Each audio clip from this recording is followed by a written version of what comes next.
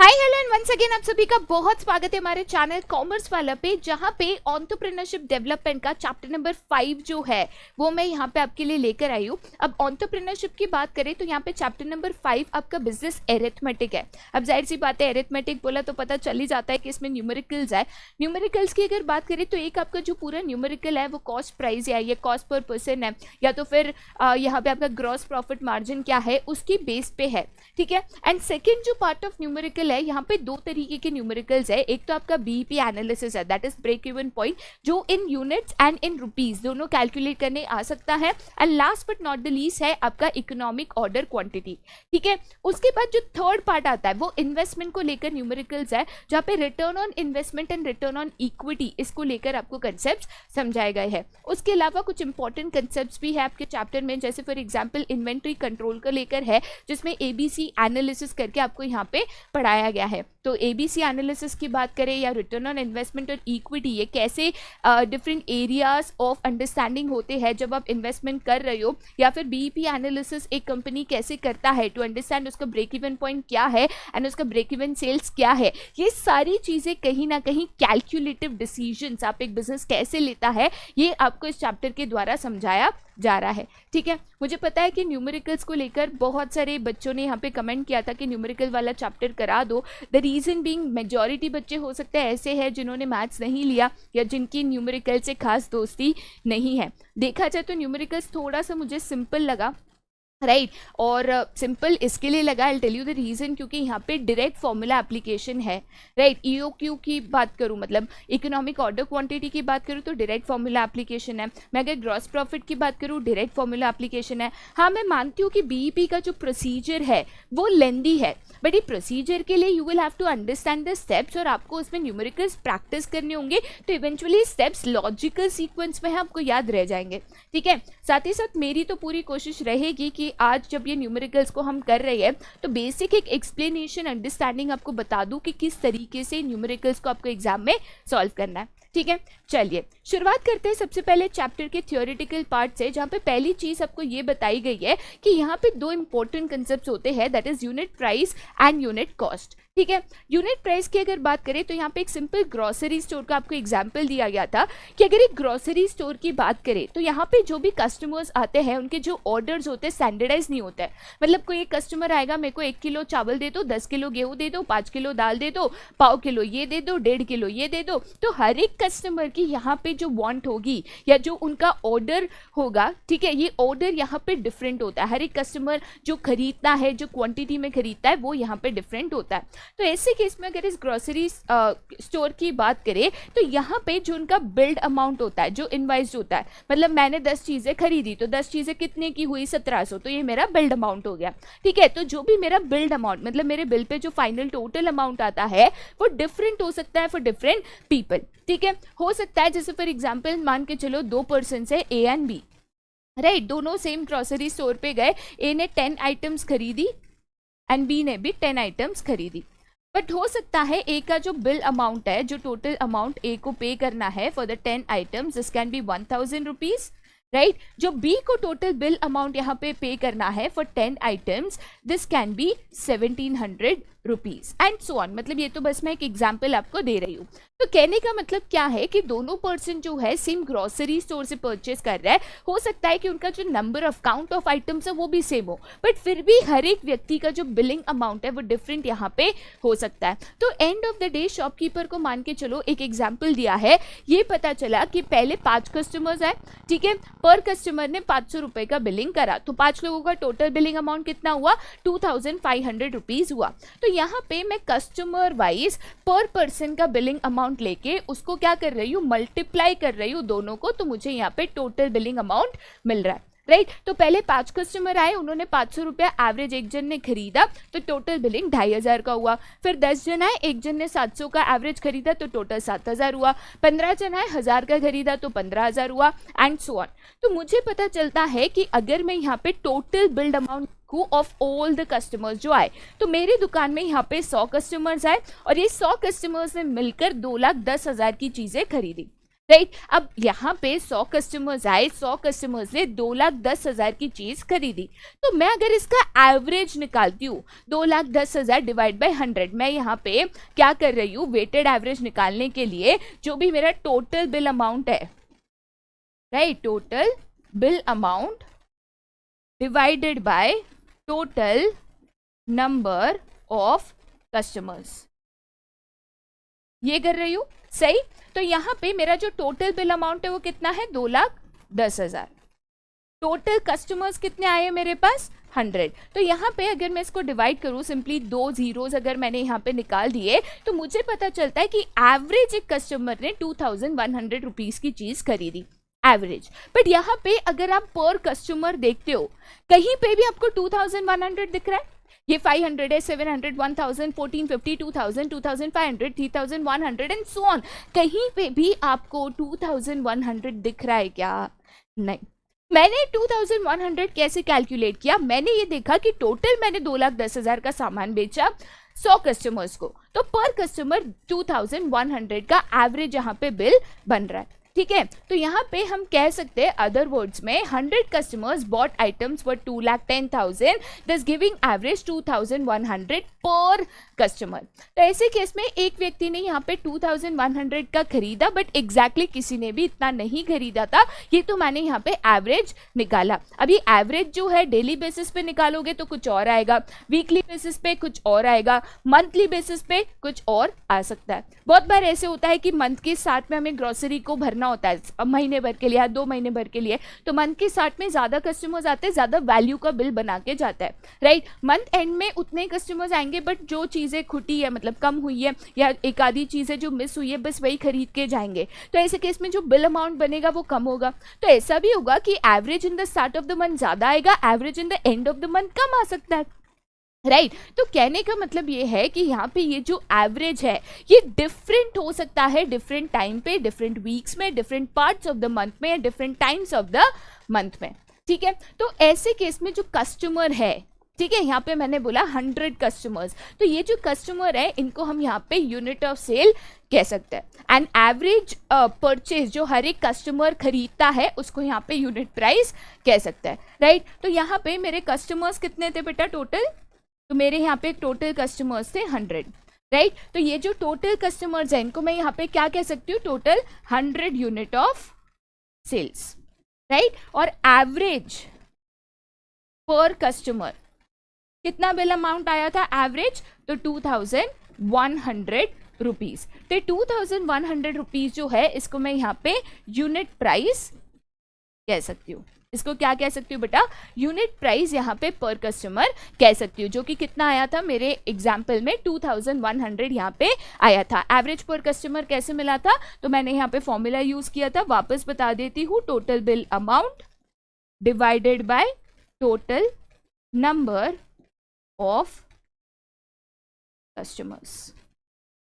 Simple सी बात है, ठीक है, बहुत ही सिंपल सी बात है, राइट। चलिए आगे जाते हैं टू द नेक्स्ट। अब यहाँ पे अगर ग्रोसरी स्टोर की बात करें तो ये ट्रेडिंग बिजनेस है, राइट। बेसिकली हम कुछ भी मैन्युफैक्चर नहीं करते, कुछ भी बनाते नहीं है। ग्रोसरी स्टोर में जनरली क्या होता है कि हम होलसेलर से चीज़ों को खरीदते हैं, वाइड वैरायटी में उसको शॉप पे रखते हैं और हम कस्टमर्स को सेल करते हैं। तो buying and selling of goods and services, wholesaler से लेते हैं, कस्टमर को देते हैं, तो इसको क्या कहते हैं बेटा, एक ट्रेडिंग बिजनेस कहते हैं, जहाँ पे बाइंग एंड सेलिंग की बात होती है, राइट। तो जो कॉस्ट पे आप आइटम्स को परचेज कर रहे हो, जो उसका एमआरपी है जिस पे आप सेल कर रहे हो, राइट। तो मेरा यहाँ पे जाहिर सी बात है, अगर मैं एक सिंपल एग्जांपल लूँ, लेट अस से अ पैकेट ऑफ बिस्किट, ठीक है, एक एग्जांपल ले रही हूँ सो दैट ये सारे जो वर्ड्स है ना आप आसानी से समझ सको।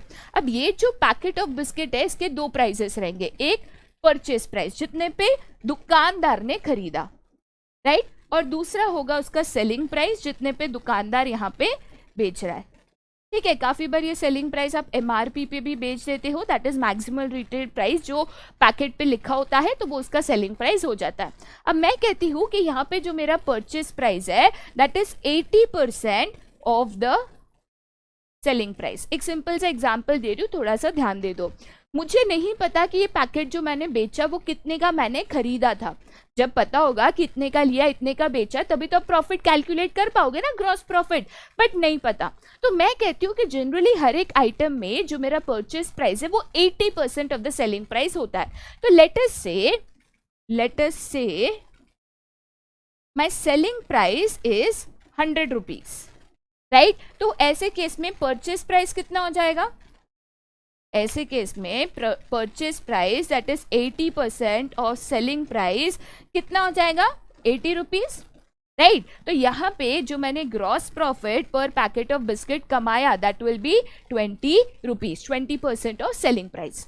समझ रहे हो बात को? तो यहाँ पे कोई भी आइटम अगर आप सेल करते हो, राइट, तो ऐसे केस में दो प्राइजेस इंपॉर्टेंट होते हैं। एक आपने उसको कितने पे खरीदा और दूसरा आपने यहाँ पे उसको कितने पे बेचा। ये जो डिफरेंस होता है between purchase price and selling price की, कितने पे खरीदा और कितने पे बेचा, ये जो डिफरेंस होता है वही आपका यहाँ पे ग्रॉस प्रॉफिट होता है कि पर यूनिट आपने कितना ग्रॉस प्रॉफिट यहाँ पे अर्न किया, राइट। तो यहाँ पे सबसे पहले मैंने कितने पे परचेज किया मुझे ये देखना है। एंड ऑफ द डे पता चलेगा कि जो purchase price of all the items है और क्वांटिटीज जो हमने सेल करी थी, अब मान के चलो कि मैंने एक दिन में लेटर से 100 पैकेट्स सेल किए, राइट। तो मैं कह सकती हूँ कि पर पैकेट अगर 20 रुपीज मेरा ग्रॉस प्रॉफिट है, 100 पैकेट सेल किए, तो उस पर्टिकुलर डे में 2000 रुपए का ग्रॉस प्रॉफिट मैंने बिस्किट से किया। वैसे अगर हर आइटम का देखूंगी तो easily I can calculate the gross profit, right. तो यहाँ पे जैसे इन्होंने बोला है कि लेट अस सपोज जैसे हमारा 1,70,000 मेरा परचेज प्राइस था, राइट। मैंने यहाँ पे टोटल सेल्स कितने का किया था बेटा? टोटल बिल्ड अमाउंट कितना था? मैंने टोटल 2,10,000 का बिल्ड अमाउंट किया था, राइट। उसमें से मैं कह रही हूँ कि मेरा जो परचेज प्राइस है ऑफ ऑल द आइटम्स जो मैंने बेचा है दैट इज 1,70,000 रुपीज, राइट। तो मैं कह सकती हूँ कि यहाँ पे जो मेरा जीपी है दैट कैन बी 40,000, राइट। और इसको अगर मैं पर यूनिट गिनूं, पर कस्टमर गिनूं, तो जैसे इसको मैंने डिवाइड बाय 100 किया था, इसको भी डिवाइड बाय 100 करूंगी तो यहाँ पे दिस विल बी 2100, तो ये कितना हो जाएगा?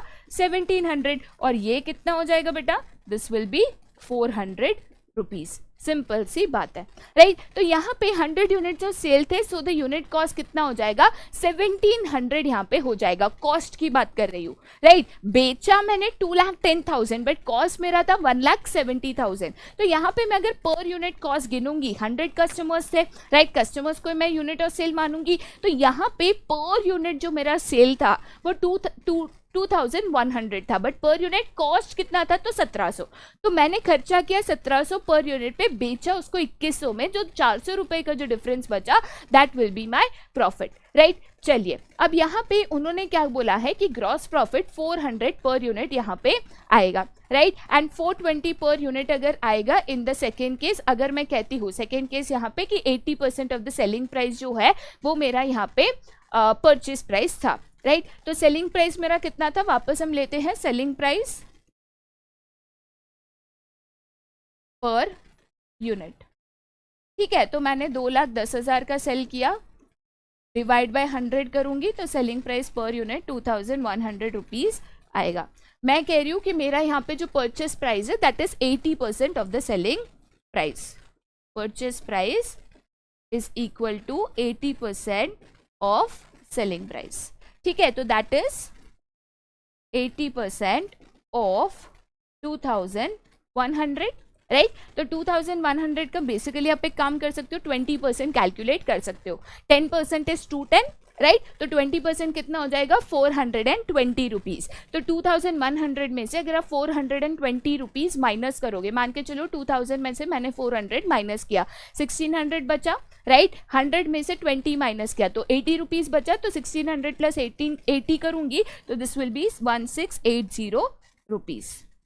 सिंपल सी बात है। तो ये मेरा परचेस प्राइस है, ये मेरा सेल प्राइस है। तो अब मुझे यहाँ पे अगर ग्रॉस प्रॉफिट कैलकुलेट करना है तो मैं क्या करूंगी? मेरा sale price per unit minus मेरा परचेस प्राइस पर यूनिट। तो सेल प्राइस कितना है? 2,100, परचेस प्राइस कितना है? 1,860। तो इस केस में मेरा जो ग्रॉस प्रॉफिट है वो कितना आएगा बेटा? सिंपल सी बात है 420 रुपीज, 20%, है ना, 80% खर्चा है तो बचा 20% मेरा प्रॉफिट है, सिंपल सा बात है ना यहाँ पे, राइट। तो उन्होंने एक सिंपल सी चीज बताई कि या तो आप कह सकते हो कि बाबा मेरा इतना परचेस प्राइस था, या तो आप कह सकते हो 80% ऑफ द सेलिंग प्राइस था, 80% के मुताबिक this will come to 420 rupees, right. तो कितना आपका ग्रॉस प्रॉफिट है, कितना आपका पर यूनिट सेलिंग प्राइस है, कितना आपका पर यूनिट परचेस प्राइस है, ये समझना बेटा बहुत बहुत इंपॉर्टेंट है, राइट। साथ ही साथ जो कॉस्ट ऑफ सेल है दैट इज वेरी इंपॉर्टेंट। तो कॉस्ट ऑफ सेल या कॉस्ट पर यूनिट आप कैसे कैलकुलेट करोगे, तो टोटल नंबर ऑफ कस्टमर्स कितने आए वो आपका यूनिट ऑफ सेल हो जाएगा, ठीक है। चलिए आगे जाते हैं, एक एग्जाम्पल लिया हुआ है न्यूमेरिकल के तौर पे, जहां पे आपको बेसिकली क्या कैलकुलेट करना है। तो सबसे पहले आपको नंबर ऑफ पीपल गिवन है जिन्होंने एक होटल में खाना खाया था, राइट। उनकी यहाँ पे billing amount for each 5 weeks यहाँ पे दिया हुआ है, राइट। अब यहाँ पे एक चीज समझो, एक पीपल की अगर बात कर रहे हैं तो एक साथ 4 जन भी आ सकते हैं, 5 जन भी आ सकता है, 10 जन भी आ सकता है, कोई अकेला भी आ सकता है ना रेस्टोरेंट में खाना खाने। तो यहाँ पे टेबल वाइज बिल आपको दिया है कि ये टेबल का टोटल 1800 का बिल बना था, ये टेबल का 1500 का बिल बना था, एंड सो ऑन, राइट। तो यहाँ पे आपको billing for each table for 5 weeks आपको यहाँ पे दिया हुआ है। तो सबसे पहले आपको unit of sale and unit price यहाँ पे कैलकुलेट करना है, एंड दूसरा आपको ग्रॉस मार्जिन यहाँ पे कैलकुलेट करना है, ठीक है। तो चलिए सबसे पहले यहाँ पे एग्जाम्पल पे जाते हैं। तो वीक 1 में अगर आप देखोगे तो टोटल नंबर ऑफ पीपल 120 लोग थे एक हफ्ते में जो खाना खाने आए। ये 120 लोगों ने टोटल 18,000 का बिल बनाया, तो एवरेज 150 रुपया पर पर्सन का कॉस्ट गया, राइट। वीक 2 में से 60 लोग आए जिन्होंने 60 लोगों ने 12,300 का बिल बनाया, तो एवरेज 205 का बना। देन 70 लोग आए जिन्होंने 10,220 का बिल किया, तो 146 एवरेज आया। 80 लोग आए उन्होंने 17,680 का बिल किया, तो एवरेज 221 आया। 90 लोग आए 21,600 का बिल किया, एवरेज 240 आया। तो देखा जाए तो 5 हफ्ता मिलकर टोटल 79,800 का ये टोटल बिल अमाउंट आपको मिल गया। टोटल कितने लोग आए थे, टोटल नंबर ऑफ कस्टमर्स 420, तो 420 लोगों ने मिलकर 79,800 का यहाँ पे बिल बनाया। कितने लोगों ने मिलकर, 420 लोगों ने मिलकर 79,800 का यहाँ पे बिल बनाया। अब मुझे सबसे पहले unit price per customer calculate करना है, राइट। तो यहाँ पे अगर मैं कैलकुलेट करती हूँ लेट अस से unit price per customer, right. तो इसका फॉर्मूला क्या है आपको ऑलरेडी गिवन है, जो आपका टोटल ऑफ बिल अमाउंट है और नंबर ऑफ कस्टमर्स जिन्होंने टोटल ऑफ बिल अमाउंट किया है, ठीक है। तो यहाँ पे सबसे पहले मैं फॉर्मूला लिख देती हूँ, total of bill amount divided by total number of customers, ठीक है। तो मेरा टोटल ऑफ बिल अमाउंट मेरे एग्जाम्पल में कितना था, 79,800। टोटल नंबर ऑफ कस्टमर्स कितने थे, 420। तो यहाँ पे मैं क्या करूंगी, 79,800 डिवाइडेड बाय 420 कस्टमर्स। अब मैं अगर इनको डिवाइड करूंगी तो करीबन 7980 डिवाइडेड बाय अगर 42 करे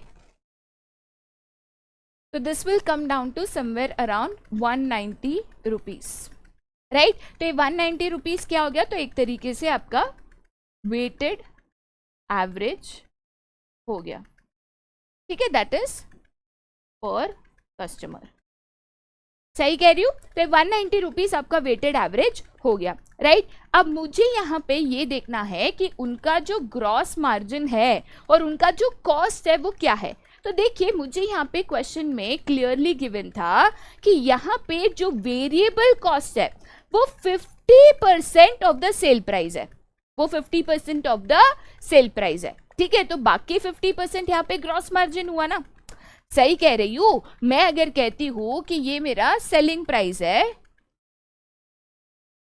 ठीक है, जिसमें से 50% of selling price is my variable cost, right. तो बाकी का जो 50% बचा this will be my gross margin, right. तो ऐसे केस में लेट अस से I calculate 50% of the selling price. ठीक है, तो यहाँ पे मैं वेटेड एवरेज पर कस्टमर 190 का सेलिंग प्राइस ले रही हूँ। ठीक है, तो यहाँ पे मैं कहती हूँ variable cost is given as 50% of the sale price. That is 50% of 190 rupees. That is equal to 190 का 50% अब करोगे तो कितना आएगा, करीबन 95 रुपीज, राइट। ठीक है, अब मुझे यहाँ पे क्या कैलकुलेट करने बोला गया है, अगर आप क्वेश्चन में देखोगे that is a gross margin per unit of sale. ठीक है, तो यहाँ पे weighted average per unit of sale मुझे पता चला जो कि है 190 रुपीज। 190 रुपीज में से 95 रुपीज जो है that is variable cost per unit of sale. सही कह रही हूं। अब मुझे अगर ग्रॉस मार्जिन कैलकुलेट करना है, बहुत ही सिंपल सी चीज है, मैं यहां पे लिखूंगी gross margin is equal to selling price per unit minus variable cost per unit. ठीक है, तो selling price per unit 190 minus variable cost जो 95 है, तो 95 रुपीज जो कि बचा that will be my gross margin. Simple सी बात है।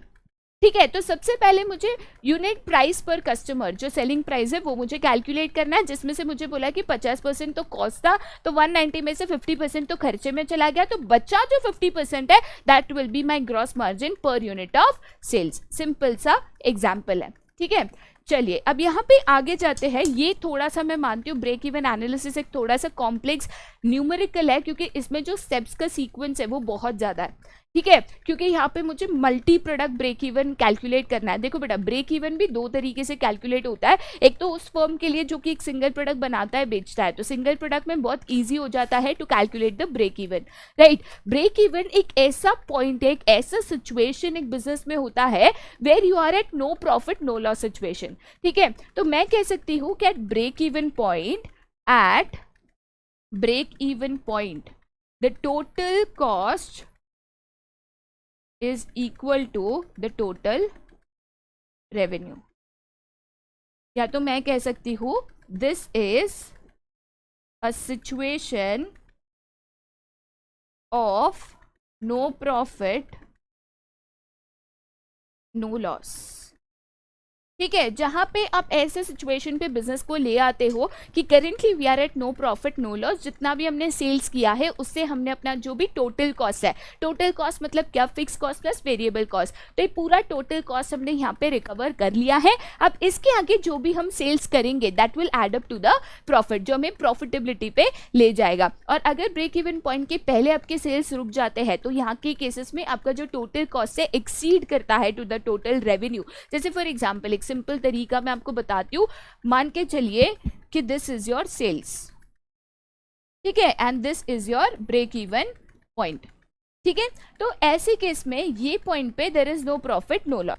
अब इसके पहले अगर आप रुक गए तो लॉस हो जाएगा, इसके आगे अगर आपने सेल्स कर दिया तो यहाँ पे आपको प्रॉफिट हो जाएगा।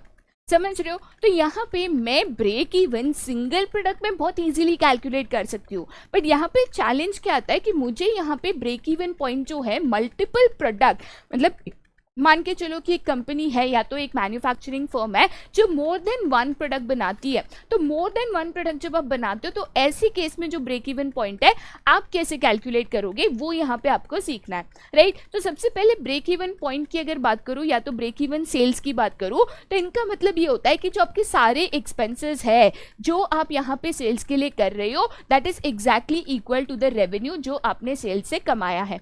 ठीक है, it is not more than expenses, मतलब ना प्रॉफिट आप कमा रहे हो ना कि आपको लॉस हो रहा है। Total revenue is exactly equal to your total cost, ठीक है। तो इसीलिए यहाँ पे no profit no loss situation भी इसको यहाँ पे कहा जाता है, जो कि मैं आपको ऑलरेडी यहाँ पे समझा चुकी हूँ। अब यहाँ पे ये कैसे काम करता है या कैसे कैलकुलेट होता है वो एक थोड़ा सा आपको यहाँ पे बेसिक समझाया गया है, ठीक है। जैसे मैंने बोला कि at break even point your total revenue is exactly equal to your total expenses. Total revenue कैसे कैलकुलेट होता है, तो क्वांटिटी जो आपने सेल की है इनटू यूनिट प्राइस। मतलब मैं कहती हूँ कि मैंने 1000 शूज बेचे, एक शूज 100 रुपए का, तो मतलब मेरा टोटल रेवेन्यू कितना, जूता बेच के तो 10,000 रुपीज, राइट। तो quantity into price per unit यहाँ पे अगर आप करोगे तो आपको मिलेगा आपका टोटल रेवेन्यू। अब टोटल एक्सपेंसेस की बात करो तो यहाँ पे दो एक्सपेंसेस होते हैं, वेरिएबल प्लस फिक्स। तो यहाँ पे वेरिएबल एक्सपेंसेस कैसे कैलकुलेट होता है, क्वांटिटी इनटू यूनिट कॉस्ट। मतलब मैं कहती हूँ कि एक जूता बनाने में मेरा 80 रुपए का वेरिएबल एक्सपेंस गया है, ठीक है। 100 जूते मैंने बेचे तो 8,000 का मान के चलो वेरिएबल एक्सपेंस है, प्लस जो आपका फिक्स एक्सपेंसेस है। अब यहाँ पे वेरिएबल एक्सपेंसेस को क्वांटिटी में क्यों मल्टीप्लाई किया बेटा, क्योंकि वेरिएबल एक्सपेंसेस जो है वो डिपेंड करता है कि कितना प्रोडक्ट बना रहे हो, it varies with the production, ठीक है। फिक्स एक्सपेंसेस हमेशा सेम होते हैं, does not change with the level of production. इसीलिए यहाँ पे वेरिएबल एक्सपेंसेस को सिर्फ क्वांटिटी में यहाँ पे मल्टीप्लाई किया हुआ है, राइट। अब यहाँ पे फॉर्मूला को थोड़ा सा ब्रेक करा है, तो क्वांटिटी कॉमन है, उसको उन्होंने मल्टीप्लाई किया है यूनिट प्राइस, जो यूनिट कॉस्ट है यहाँ पे आके माइनस हो गया, ठीक है। तो quantity into unit price minus unit cost, so that is equal to fix expenses, ठीक है। तो unit price minus unit cost, तो बेसिकली वो आपका ग्रॉस मार्जिन है। अभी जो हमने किया था selling price minus cost per unit, right. तो selling price minus cost per unit, यहाँ पे आपको क्या मिलेगा, ग्रॉस मार्जिन, या तो आप उसको ग्रॉस प्रॉफिट भी कह सकते हो, ये पर यूनिट आपको मिलेगा। तो क्वांटिटी इंटू ग्रॉस मार्जिन अगर आप करोगे तो that should be equal to your fix expenses, right. तो ऐसे केस में बेसिकली उन्होंने क्या बोला है कि फिक्स एक्सपेंसेस में selling price per unit minus variable cost per unit यहाँ पे आपका पता होना चाहिए, राइट। चलिए यहाँ पे एक बेसिक एग्जांपल है, आप ये ना नोट करके ले लो।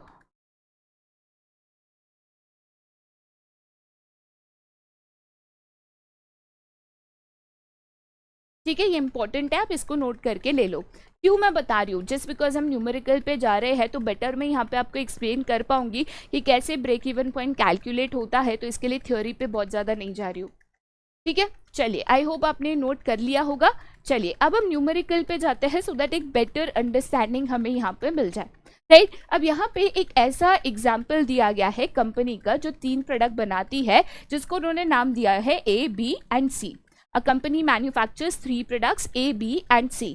ए का प्राइस उन्होंने रखा है 15 रुपीज पर यूनिट, बी का प्राइस है 21 रुपीज पर यूनिट, सी का प्राइस है 36 रुपीज पर यूनिट, ठीक है।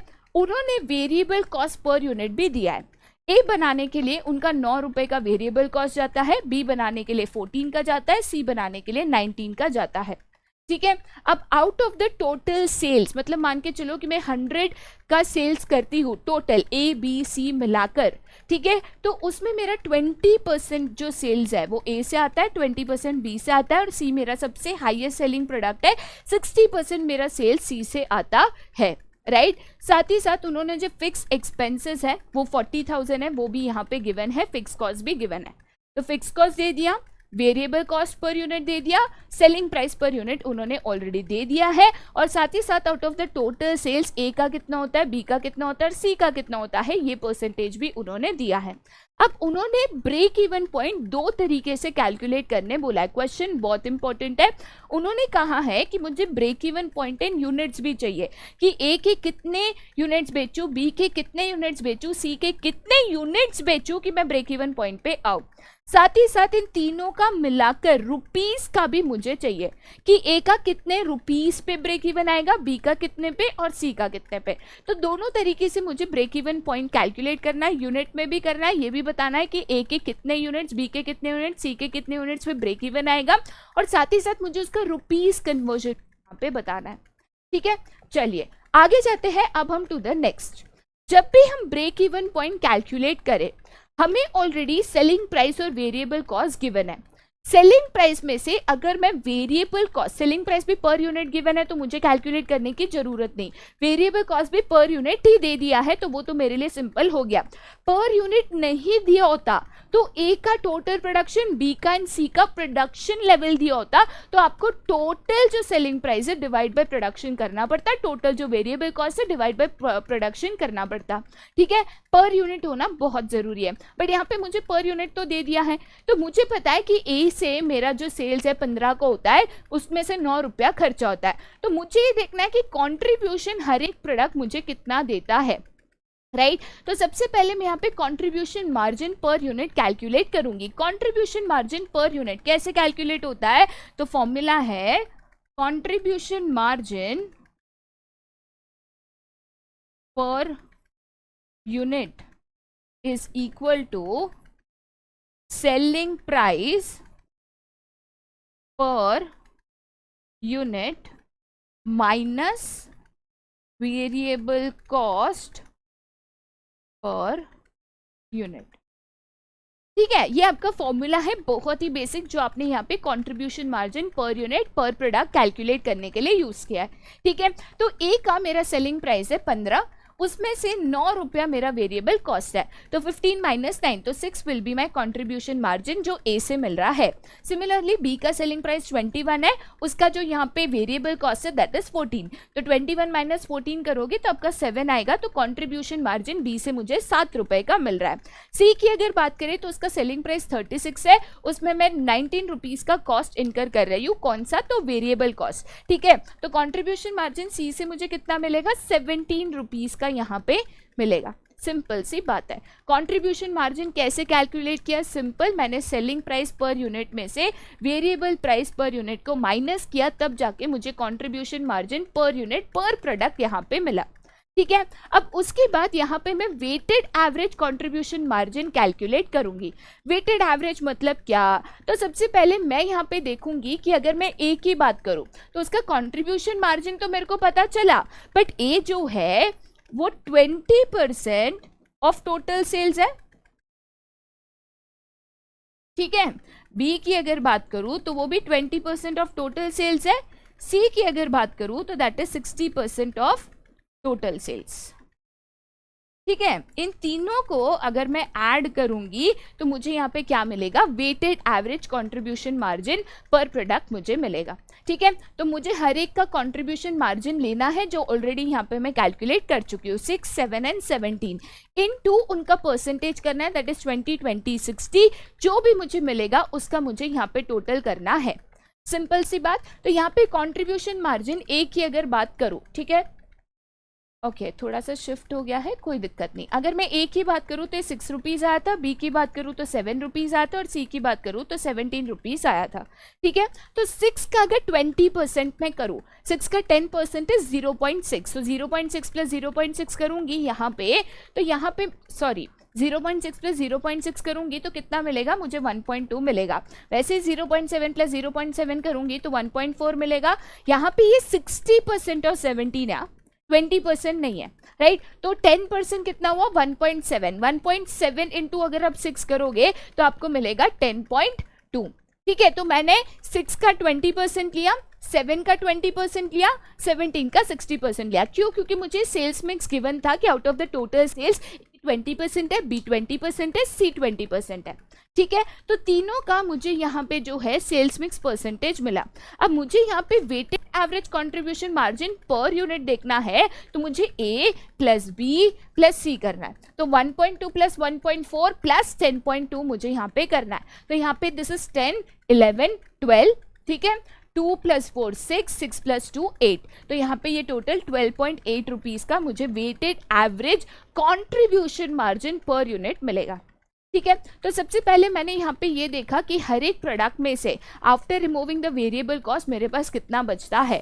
ठीक है, कितना बचता है, उसके बाद मैंने यहाँ पे कंट्रीब्यूशन मार्जिन जो है वो यहाँ पे कैलकुलेट किया, राइट। तो कंट्रीब्यूशन मार्जिन कैलकुलेट करने के बाद मैंने उनका जो है टोटल सम यहाँ पे कैलकुलेट किया, राइट। सिंपल सी बात है, पहले कंट्रीब्यूशन मार्जिन मिला 6, 7, 17, देन मैंने सेल्स मिक्स परसेंटेज से उनका जो है मैंने यहाँ पे कंट्रीब्यूशन मार्जिन वेटेड एवरेज मैंने कैलकुलेट किया।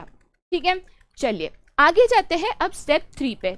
अब यहाँ पे स्टेप 3 में मुझे कैलकुलेट करना है कि total unit of sales mix जो मुझे ब्रेक इवन के लिए रिक्वायर्ड है, ठीक है, टोटल ए बी सी का मिलकर, क्योंकि मैंने जो वेटेड एवरेज कंट्रीब्यूशन मार्जिन निकाला है वो भी टोटल निकाला ना ए बी और सी का, तो मुझे टोटल यहाँ पे कितना ब्रेक इवन सेल्स करना है सो दैट मैं ब्रेक इवन पॉइंट पे यहाँ पे पहुंच पाऊँ, राइट। तो इसका फॉर्मूला क्या है, break even point in units और सेल्स मिक्स कैलकुलेट करना है तो फॉर्मूला है total fix cost divided by weighted average contribution margin per unit. Total fix cost already 40,000 मुझे क्वेश्चन में गिवन है, ठीक है। वेटेड एवरेज कंट्रीब्यूशन मार्जिन यहाँ पे मैंने कैलकुलेट किया, दैट इज 12.8। तो मुझे यहाँ पे 40,000 को डिवाइड करना है बाय 12.8, ठीक है। तो मुझे तभी यहाँ पे break even point in units और सेल्स मिक्स मिलेगा जो कि है यहाँ पे 3125 रुपीज। सिंपल सी बात है। बट ये 3125 में से ए का 20% है, बी का 20% है और सी का 60% है।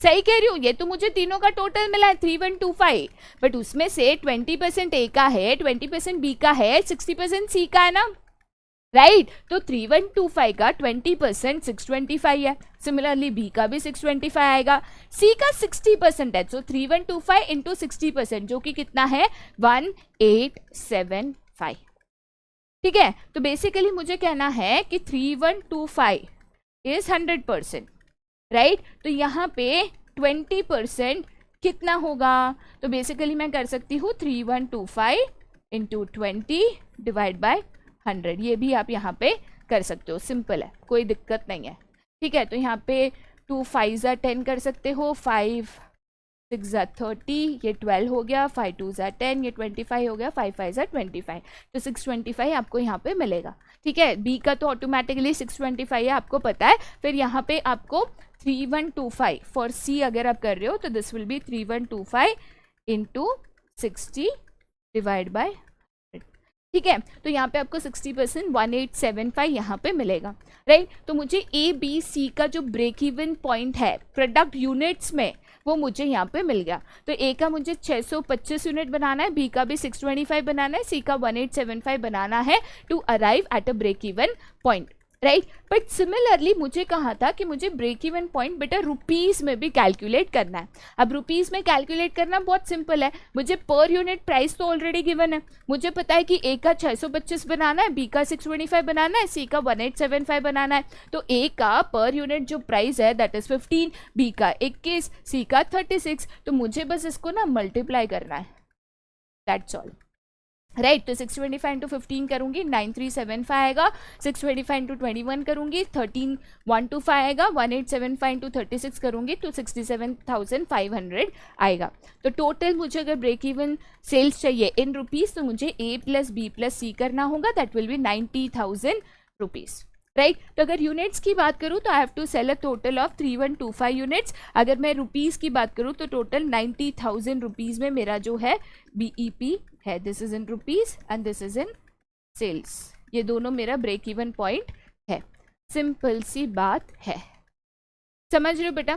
तो यहाँ पे ये ब्रेक इवन पॉइंट जो है कैलकुलेट करना, अगर सेल्स मिक्स आपको गिवन है, फिक्स कॉस्ट गिवन है, कोई इतना डिफिकल्ट नहीं है। सबसे पहले आपको कंट्रीब्यूशन मार्जिन निकालना है, देन कंट्रीब्यूशन मार्जिन का आपको वेटेड एवरेज निकालना है, देन उसके बाद आपको ब्रेक इवन का फॉर्मूला यूज करना है, ठीक है, जो आपको टोटल फिक्स कॉस्ट है divided by total weighted average of contribution mix जो आपको मिला है, तो आपको ब्रेक इवन इन रुपीस मिल जाएगा, ठीक है, 3125। फिर आपको उसमें ए बी और सी का कितना परसेंटेज है वो आपको यूनिट्स में कैलकुलेट करना है, राइट। यूनिट्स में कैलकुलेट करने के बाद आपको जो पर यूनिट प्राइस है वो ऑलरेडी पता है, मल्टीप्लाई करोगे तो आपको रुपीस में भी यहाँ पे ईजिली मिल जाएगा। बट ये सीक्वेंस जो है ना बेटा, इसको याद रखना, 3 से 4 सम प्रैक्टिस करोगे हो जाएगा, ठीक है। चलिए अब हम जाते हैं आगे टू द नेक्स्ट कंसेप्ट जो कि है यहाँ पे inventory control and EOQ, that is economic order quantity, जिसके ऊपर यहाँ पे अगेन न्यूमेरिकल्स आ सकता है। सबसे पहले मैं अगर इन्वेंट्री की बात करूँ देन मैं इन्वेंट्री कंट्रोल पे जाती हूँ। इन्वेंट्री क्या होता है, तो बेसिकली इन्वेंट्री को हम जानते हैं स्टॉक के नाम से। अब देखिए बेटा, इन्वेंट्री बहुत इंपॉर्टेंट चीज़ होती है बिकॉज इन्वेंट्री को मैनेज करना ना बहुत ज़रूरी है। अब क्या होता है कि अगर आप ज़रूरत से ज़्यादा इन्वेंट्री रखते हो तो एक तो कॉस्ट ऑफ स्टोरिंग आपका बढ़ जाता है, जितना आप ज़्यादा स्टॉक करके रखोगे उतनी ज़्यादा जगह लगेगी। अब कुछ प्रोडक्ट्स है जिसको कोल्ड स्टोरेज लगता है, कुछ प्रोडक्ट्स पेरिशेबल होते हैं तो जल्दी ख़राब हो सकते हैं, तो वेस्टेज होकर यहाँ पे आपका कॉस्ट बढ़ सकता है, आपका खर्चा बढ़ सकता है, आपको लॉस हो सकता है। जिसको कोल्ड स्टोरेज वगैरह लगता है उनको प्रिजर्व करने में, स्टोर करने में बहुत ज़्यादा कॉस्ट होता है, राइट। तो इन्वेंट्री राइट लेवल की मेंटेन करना जहाँ पे आपकी शॉर्टेज भी क्रिएट ना हो और जहाँ पे आपका cost of managing the inventory भी मिनिमम हो, ये आप कैसे करोगे, राइट। तो इसी के लिए आपके इस चैप्टर में एक कंसेप्ट सिखाया गया है ABC, जो पैरेटो प्रिंसिपल पे ऊपर यहाँ पे बनाया गया है कि हाउ डू यू डिसाइड कि कौन सी चीज़ की कितनी इन्वेंट्री रखनी चाहिए और कौन सी चीज़ की कम रखनी चाहिए या ज़्यादा रखनी चाहिए, ठीक है। तो यहाँ पे सबसे पहले अगेन मैं इन्वेंट्री पे आऊँ तो इन्वेंट्री डायरेक्टली या इनडायरेक्टली एक सेल या तो ऑफ द एंड प्रोडक्ट के ऊपर फोकस करती है कि भाई यहाँ पे मेरे पास कितना प्रोडक्ट है कि मैं सेल्स को कंटिन्यू रख सकूँ। अब इसके लिए मुझे डिफरेंट स्टेजेस पे फोकस करना है। जैसे फॉर एग्जांपल अगर आप मैन्युफैक्चरिंग में हो, ठीक है, तो ऐसे केस में अगर आप इन्वेंट्री की बात करो तो इन्वेंट्री में आपका रॉ मटेरियल हो सकता है, ठीक है, आपका जो सेमी फिनिश्ड प्रोडक्ट है वो हो सकता है, कुछ इन्वेंट्री ऑफ फिनिश प्रोडक्ट हो सकती है, कुछ इन्वेंट्री ऑफ पैकेजिंग मटेरियल हो सकती है,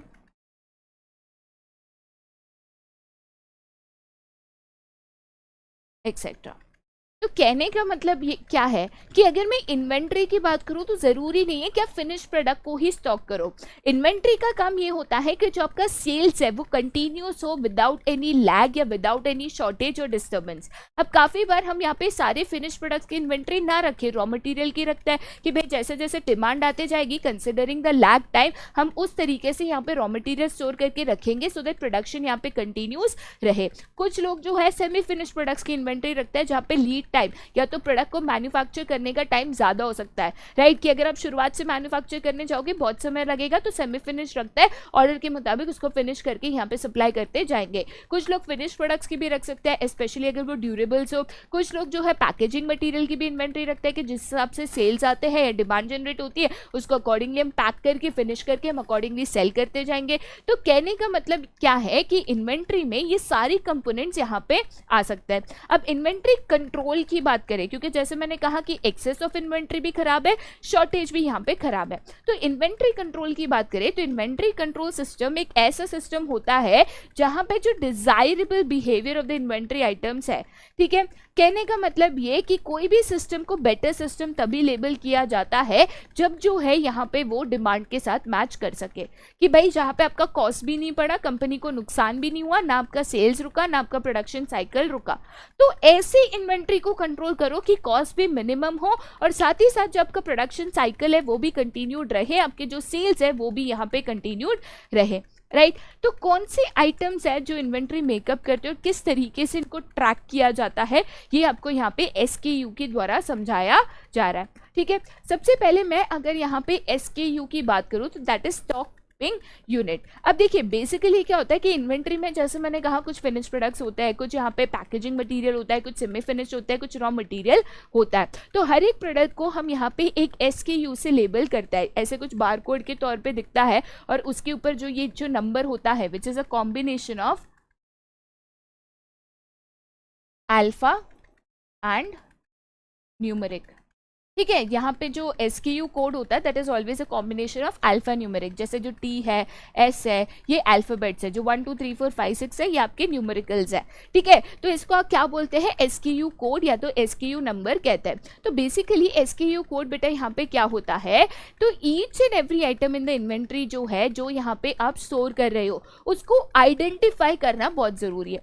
कि मेरे पास अगर मैं कहती हूँ कि भाई मेरे को ये प्रोडक्ट बनाने का है तो उसका रॉ मटीरियल मेरे पास कितना है, उसके सेमी फिनिश गुड्स कितने हैं, उसके फिनिश प्रोडक्ट्स कितने हैं, पैकेजिंग मटेरियल कितना है, तो मुझे आइडेंटिफाई करना है ना out of the total inventory raw material कितना है, पैकेजिंग कितना है, आइडेंटिफाई करना है, राइट। तो ऐसे केस में अगर मैं SKU की बात करूं तो SKU एक ऐसा यूनिक कोड है जो इन अ वे एक आइटम की जो डिटेल्स है वो यहाँ पे बताता है, राइट। यहाँ पे उसका कलर बता सकता है, साइज बता सकता है, वेट बता सकता है, कौन से कैटेगरी को मतलब रॉ मटेरियल को बिलोंग करता है, सेमी फिनिश गुड है या फिनिश गुड है या पैकेजिंग मटेरियल है। ये सारे कैरेक्टरिस्टिक्स आप जो ये एसक्यू हर एक प्रोडक्ट पे होता है इसके थ्रू आप यहाँ पे आइडेंटिफाई कर सकते हो। जैसे मैंने बोला जो SQ coded can be a combination of alpha and numeric. Alpha मतलब basically that is the short form of alphabets, ठीक है, एंड न्यूमेरिक मतलब क्या, तो बेसिकली नंबर्स, राइट। तो सबसे इंपॉर्टेंट चीज एसक्यू का फुल फॉर्म याद रखना, that is stock keeping unit. Combination of alpha numeric हो सकता है, याद रखना। एसक्यू का पर्पस क्या है वो भी आपको याद रखना है, ठीक है। तो कुछ इस तरीके से दिखता है, जानबूझ के सैंपल डाला है सो दैट आप यहाँ पे आसानी से उसको समझ सको, राइट। अब यहाँ पे मैं एसक्यू की बात करूँ तो उसका जो मॉटली क्राउड है, बेसिकली एसक्यू क्या कहता है कि यहाँ पे जो भी मेरे पास टोटल इन्वेंट्री है उसमें से एसक्यू कोड मुझे हेल्प करता है कि मैं आइडेंटिफाई कर सकूँ कि ये जो पर्टिकुलर आइटम है, फॉर एग्जाम्पल लेटर से दिस इज एन आइटम, ठीक है, उसके ऊपर एक ऐसा यहाँ पे एसक्यू कोड है। अब मैंने इसको स्कैन करा तो मुझे पता चला ये जो है रॉ मटेरियल है ऑफ आइसक्रीम, ठीक है। तो यहाँ पे ये जो प्रोडक्ट है कौन सी कैटेगरी को बिलोंग करता है, तो ये रॉ मटेरियल है आइसक्रीम का, ठीक है। तो एसक्यू कोड बेसिकली बता देता है कि ये जो आइटम है किसको कौन सी कैटेगरी को बिलोंग करता है, क्या वो रॉ मटेरियल है, फिनिश गुड है, सेमी फिनिश गुड है एंड सो ऑन। ये जो ट्रीटमेंट फॉर ईच क्लास है क्योंकि यहाँ पे डिफरेंट हो सकती है, ये भी आपको समझना जरूरी है। अब जैसे for example raw material for ice cream है, हो सकता है कि ये जो रॉ मटीरियल है दिस इज पेरिशेबल, ठीक है, पेरिशेबल है तो हो सकता है मुझे इसको कोल्ड स्टोरेज देने की जरूरत पड़े, राइट। सिमिलरली मान के चलो कोड कहता है कि ये पैकेजिंग मटेरियल है, ठीक है, तो यहाँ पे मेरा पैकेजिंग मटेरियल का एक डेजिग्नेटेड जगह होगी, वहां पे मैं उसको रख दूंगी। हर एक आइटम जो आप आइडेंटिफाई करते हो ना बेटा, वो आइटम को आप क्या ट्रीट करते हो, मतलब उसको कोल्ड स्टोरेज चाहिए, कहाँ पे स्टोर करते हो, उसको दब सकता है नहीं दब सकता है, ये सारी चीजें बेटा आपको समझनी होती है after identifying an item, right. तो उस केस में ये एसक्यू कोड आपको कैटेगराइज करके देता है कि भाई ये आइटम कौन सी कैटेगरी को यहाँ पे बिलोंग करती है। सेकेंड इंपॉर्टेंट चीज बेटा स्पेस की आती है। अब देखिए बेटा स्पेस की अगर बात करें तो यहाँ पे कोई भी आइटम्स आइडेंटिकल नहीं होती है, ना ही उसका relationship proportionate with the cost होता है, राइट। कहने का मतलब क्या है कि कुछ आइटम्स महंगी होती है बट छोटी होती है, कुछ आइटम्स सस्ती होती है बट बड़ी होती है। अब जैसे मैं अगर पैकेजिंग मटेरियल की बात करूँ तो अगर हम लेते हैं कार्डबोर्ड्स, तो कार्डबोर्ड्स जो है सस्ते होता है बट वो बड़े इन साइजेस होता है, जो कार्टून्स है, कार्डबोर्ड्स है, कंटेनर्स है। वैसे ही अगर मैं एक्सपेंसिव आइटम्स की बात करूँ जैसे कि डायमंड्स है या गोल्ड है, तो वो महंगी होती है बट छोटी होती है ना, तो उसको जो स्टोरेज स्पेस चाहिए वो कम चाहिए। तो स्पेस भी आपको यहाँ पे समझना बहुत ज़रूरी है कि भाई ये आइटम बल्कि है या तो कम स्टोरेज में यहाँ पे इजीली फिट हो जाएगी, राइट। तो गुड इन्वेंट्री कंट्रोल में यहाँ पे इसका भी नोट लेना जरूरी है कि भाई आइटम का कॉस्ट और उसकी जो साइज है वो प्रोपोर्शनेट नहीं होगी, तो मुझे साइज के मुताबिक यहाँ पे स्पेस जो है वो मुझे मैनेज करना होगा, राइट। नेक्स्ट चीज यहाँ पे क्या है तो वैल्यू। अब हर एक एसक्यू की सेम वैल्यू तो नहीं होगी, राइट। कुछ एसक्यूज जो है उसकी वैल्यू ज़्यादा होगी। अब जैसे कुछ प्रोडक्ट्स होते हैं भले छोटे होते हैं बट उसकी जो वैल्यू है it might be 20% of the total stock, but अगर कॉस्ट की बात करें बहुत एक्सपेंसिव होंगे तो कॉस्ट में वो 80% का कॉस्ट रखेंगे, राइट। एग्जाम्पल देती हूँ, मान के चलिए 3 प्रोडक्ट है मेरे पास A, B और C, राइट। टोटल मैंने इन तीनों के टोटल 100 यूनिट्स मंगाए, ठीक है। A के 20 मंगाए, B के 20 मंगाए और C के 60 मंगाए, तो A is only 20% of the total units, right. But अगर मैं यहाँ पे इनके कॉस्ट की बात करूँ तो मान के चलो तीनों को खरीदने के लिए 100 रुपये का खर्चा किया है, जिसमें से A, B और C में A पे मैंने 80 रुपये खर्च कर दिए, B पे 10 और C पे 10, राइट। तो यहाँ पे एक ही अगर मैं बात करूँ इन नंबर ऑफ आइटम्स तो इट इज ओनली 20%, बट उसकी वैल्यू बहुत ज़्यादा है क्योंकि एक को खरीदने के लिए मैंने 80% का खर्चा कर दिया ना। तो ऐसे केस में वैल्यू जानना ऑफ एवरी एसक्यू भी बहुत इंपॉर्टेंट होता है, ठीक है। आगे आपका ABC एनालिसिस है उसमें समझाया जाएगा। देन आता है आपका लीड टाइम। अब लीड टाइम क्या तो कोई भी प्रोडक्ट को मैन्युफैक्चर या प्रोक्योर करने का जो टाइम होता है उसको लीड टाइम कहता है। जैसे फॉर एग्जांपल मुझे पता है कि अगर एक पर्टिकुलर मेरे पास रॉ मटेरियल है, वो रॉ मटेरियल मंगाऊंगी, ऑर्डर प्लेस करूंगी और मेरे पास आएगा तो उसमें करीबन 50 से 60 दिन लग जाता है। ऐसे नहीं कि तुरंत अवेलेबल है, मैंने ऑर्डर दे दिया 2 घंटे में आ गया, नहीं, ये रॉ मटेरियल आने में 50 से 60 दिन मतलब 2 महीने यहाँ पे लग सकता है। तो ये 2 महीने को कहते हैं लीड टाइम, कि आपने ऑर्डर प्लेस किया तब से लेकर 2 महीने का समय लगेगा रॉ मटेरियल को आने में। तो मुझे उस मुताबिक मेरा प्रोडक्शन प्लान करना है ना। अब रॉ मटेरियल खत्म हो गया तभी मैं बता रही हूँ ऑर्डर जाएगा तो 2 महीने क्या प्रोडक्शन नहीं होगा, ऐसा नहीं होता है, राइट। तो यहाँ पे मैं अगर लीड टाइम की बात करूँ तो लीड टाइम बहुत सारे फैक्टर्स पे डिपेंड करता है। जैसे फॉर एग्जांपल आपको स्टैंडर्ड रॉ मटेरियल चाहिए या स्पेशल रॉ मटेरियल चाहिए, अब मेड टू ऑर्डर है तो जाहिर सी बात है ज़्यादा टाइम लगेगा, उसका प्रोसेसिंग टाइम कितना है, स्केड्यूलिंग मशीन्स क्या है, distance between source end user क्या है, क्योंकि डिस्टेंस ज़्यादा है तो भी लीड टाइम आपका यहाँ पे इंक्रीज होगा, राइट। तो लीड टाइम के मुताबिक भी आपको यहाँ पे इन्वेंट्री लेवल मेंटेन करना होगा, राइट। नेक्स्ट चीज क्या है, that is standard versus made to order. अब स्टैंडर्ड आइटम्स की अगर बात करूँ तो नो सिग्निफिकेंस एंड डिफरेंशिएशन है, राइट। तो इसके लिए इजी टू सब्सटीट्यूट है और ज़्यादा सप्लायर्स यहाँ पे उस तरीके के प्रोडक्ट आपको इजीली दे देंगे, तो यहाँ पे आप लिमिटेड इन्वेंट्री मेंटेन कर सकते हो। बट अगर आप कोई स्पेशलिटी आइटम यूज़ करते हो तो उस केस में इन्वेंट्री हाई मेंटेन करना बहुत ज़रूरी है, क्योंकि वो मेड टू ऑर्डर है, वापस आप ऑर्डर दोगे आएगा तब तक बहुत ज़्यादा समय लग सकता है, ठीक है। तो ऐसे केस में भाई संभाल के। नेक्स्ट चीज़ क्या है, दैट इज सीजनैलिटी। अब देखिए यहाँ पे सीजनैलिटी की बात करें तो कुछ जो प्रोडक्ट्स होते हैं वो सीजनल होते हैं, जैसे कुछ फ्रूट्स है लाइक मैंगो, स्ट्रॉबेरीज एक्सेट्रा। तो ऐसे केस में सप्लाई सीजनल होगा, राइट। तो मुझे उस हिसाब से मेरा जो इन्वेंट्री कंट्रोल सिस्टम है डिज़ाइन करना होगा कि सीजन के वक्त हो सकता है कि मेरे पास बल्क इन्वेंट्री हो और ऑफ सीजन जो है मेरे पास बहुत कम या ना के बराबर इन्वेंट्री हो सकती है। तो उस मुताबिक भी मुझे मेरा जो इन्वेंट्री कंट्रोल सिस्टम है वो यहाँ पे बनाना होगा, ठीक है। बहुत सारे जो ब्रांड्स होते हैं सीजनल प्रोडक्ट्स बनाते हैं, जैसे स्ट्रॉबेरी शेक है, स्ट्रॉबेरी जूस है, स्ट्रॉबेरी जैम है, स्ट्रॉबेरी को लेकर केक्स है, आइसक्रीम से ये बनाते हैं। तो ऐसे केस में ड्यूरिंग द सीजन इनके पास बहुत ज़्यादा ऑर्डर्स आते हैं, बहुत ज़्यादा रॉ मटेरियल आता है, तो इनको कंपेरेटिवली हायर इन्वेंट्री मेंटेन करने की ज़रूरत पड़ती है as compare to off season, ठीक है। चलिए आगे जाते हैं to the next, that is demand not uniform और नॉट प्रेडिक्टेबल। अब मान के चलिए कोई डिमांड प्रोडक्ट है जिसकी डिमांड जो है सीजनल है, ठीक है, कि जैसे दिवाली के वक्त ये लगता है, फॉर एग्जांपल दिए। अब मिट्टी के दिए जो है दिवाली के वक्त बहुत ज़्यादा बिकता है, तो ये एक सीजनल प्रोडक्ट हो गया। अब लैंटर्न्स की अगर बात करें दिवाली पे बिकता है, क्रिसमस ट्री की अगर बात करें तो क्रिसमस पे बिकता है। तो कुछ जो प्रोडक्ट्स है वो सीजनल है, कोई फेस्टिव सीजन पे बिकता है, कोई ठंडी में बिकता है, कोई सिर्फ गर्मी में बिकता है।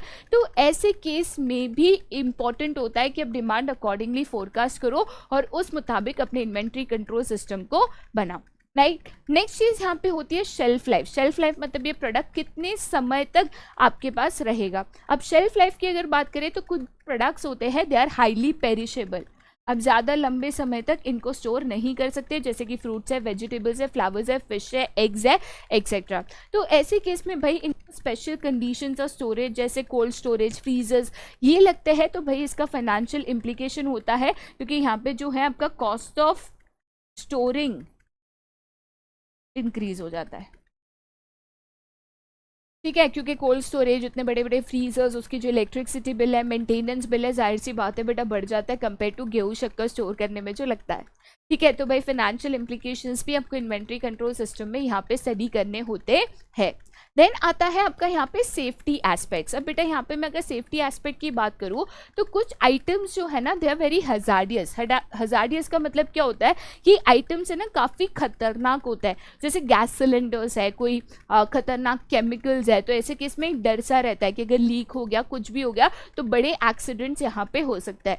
तो आपका इन्वेंट्री कंट्रोल सिस्टम इनके लिए उस हिसाब से होना चाहिए जहाँ पे बेसिक प्रिकॉशंस लिए जाए कि ये जो हजार्डियस केमिकल्स हम स्टोर कर रहे हैं उससे कोई भी एक्सीडेंट यहाँ पे ना हो, ठीक है। नेक्स्ट चीज़ यहाँ पे क्या है, तो ऑब्सोलेंस। ऑब्सोलेंस मतलब क्या कि भाई कुछ ऐसे प्रोडक्ट्स होते हैं जिनको हम टेक्नोलॉजी से बनाते हैं, अब उसकी ज़्यादा इन्वेंट्री या स्टॉक रखा, टेक्नोलॉजी चेंज हो गई तो पूरा का पूरा जो आपका आइटम है डेड स्टॉक हो जाएगा, राइट। जैसे फॉर एग्जांपल इलेक्ट्रॉनिक आइटम्स, अब सेल फोन्स की बात करो, सेल फोन्स में बार बार लगातार नए मॉडल्स आते रहते हैं, तो आपने कोई एक पर्टिकुलर मॉडल की बहुत ज़्यादा इन्वेंट्री रख ली और नया मॉडल आ गया तो ऑटोमेटिकली मॉडल की प्राइसिंग कम हो जाती है, क्योंकि वो यहाँ पे आउटडेटेड टेक्नोलॉजी हो जाता है। तो इस केस में ऑब्सोलेंस भी बेटा बहुत इंपॉर्टेंट है। तो कुछ कैरेक्टरिस्टिक्स है कि भाई जो कहता है कि उस मुताबिक आपको चीज़ों को यहाँ पे स्टोर करना चाहिए, राइट। तो ये बहुत सारे कैरेक्टरिस्टिक्स है जिसके मुताबिक आपको एसक्यूज रखने होते हैं, जिसके मुताबिक आपको यहाँ पे इन्वेंट्री कंट्रोल सिस्टम को डिजाइन करना होता है। ठीक है, एक बहुत ही इंपॉर्टेंट इन्वेंट्री कंट्रोल सिस्टम आपको यहाँ पे पढ़ाया गया है जिसको एबीसी एनालिसिस बोलते हैं। अब ये जो ABC analysis system of inventory control बनाया है ना, इसको पैरेटोस प्रिंसिपल पे बनाया, राइट। पैरेटोस प्रिंसिपल जो आप इकोनॉमिक्स में पढ़ते हो, जो प्रिंसिपल कहता है कि कुछ हैंडफुल ऑफ कॉजेस होते हैं जो मेजॉरिटी ऑफ इफेक्ट्स करता है। जैसे फॉर एग्जांपल 20% ऑफ कस्टमर्स आपके 80% ऑफ द टोटल सेल्स करते हैं क्योंकि वो ज़्यादा ऑर्डर करते हैं, या तो 30% ऑफ प्रोडक्ट्स होते हैं जो आपके 70% of the total returns contribute करते हैं, राइट। तो पैरेटो लॉ यहाँ पे इन्वेंट्री कंट्रोल पे भी अप्लाई होता है, जिसके बेसिस पे उन्होंने यहाँ पे एबीसी एनालिसिस बनाया है, जहाँ पे वो कहते हैं कि जो भी आपकी टोटल प्रोडक्ट्स है जिसका आप इन्वेंट्री मेंटेन करते हो, उसको आपको 3 कैटेगरीज में क्लासिफाई करना चाहिए, ए, बी एंड सी। ए ऐसी कैटेगरी होती है जो सबसे ज़्यादा यहाँ पे वैल्यू कंट्रीब्यूट करती है, तो सबसे यहाँ पे urgent item in the inventory होती है, जिसके ऊपर कांस्टेंट नज़र चाहिए, जिसके ऊपर कांस्टेंट कंट्रोल चाहिए, जिसके ऊपर कांस्टेंट फोकस चाहिए। बी जो है कंपेरेटिवली लेस इंपॉर्टेंट होती है, तो उसके ऊपर वीकली आप यहाँ पे कंट्रोल कर सकते हो। और सी जो है सबसे कम वैल्यू की होती है, तो उसको बल्क में ऑर्डर करके आप रख सकते हो, बार बार उसको देखना कि ख़त्म हो गई क्या, ख़त्म हो गई क्या वाली झंझटी नहीं है। तो on the basis of value यहाँ पे आपको अपने प्रोडक्ट्स को ए, बी और सी कैटेगरी में यहाँ पे क्लासिफाई करना होता है। अब एबीसी एनालिसिस को थोड़ा सा डीप करते हैं। ABC analysis of a company क्या कहता है कि आपको अपनी कंपनी की इन्वेंट्री को ऑल सॉर्ट्स ऑफ एसक्यूज को यहाँ पे 3 कैटेगरी में क्लासिफाई करना है, जैसे मैंने बताया ए, बी एंड सी।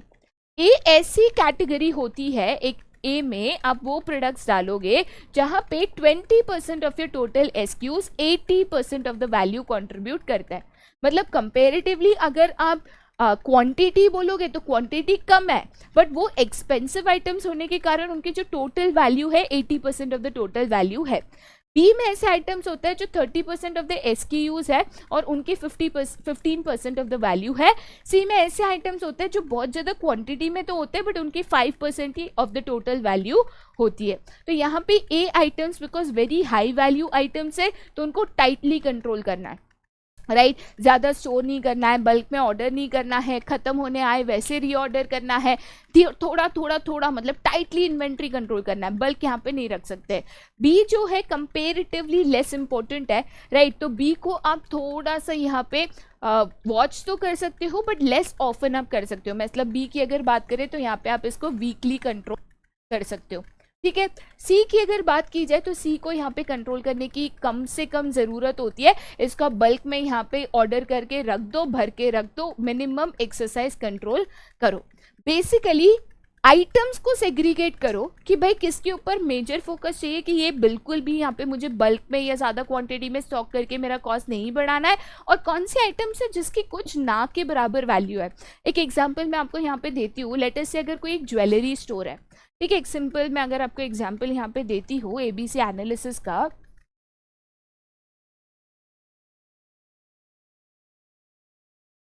ठीक है, जहाँ पे मैं एक एग्जाम्पल ले रही हूँ ऑफ अ ज्वेलरी स्टोर। अब यहाँ पे मैं अगर इन्वेंट्री आइटम्स की बात करूँ तो in inventory items they have diamonds, gold,